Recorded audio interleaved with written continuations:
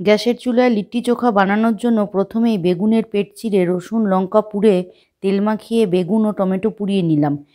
এবার বেশ টাইট করে আটা মেখে সরিয়ে রেখে লিট্টির পুর রেডি করার জন্য পেঁয়াজ, আদা, রসুন, লঙ্কা, ধনেপাতা, হিং, জোয়ান, নুন, কালো জিরা, পাতিলেবুর রস ও আচারের তেল দিয়ে বেশ করে ছাতু মেখে আটার বাটির ভিতর তা ভরে দিয়ে আগে থেকে তেল মাখানো প্রিহিটেড প্রেসার কুকারে পুরে 10 মিনিট মিডিয়াম আঁচে রান্না করে গ্যাসের আগুনে ঝাঁঝরিতে সেঁকে নিলাম।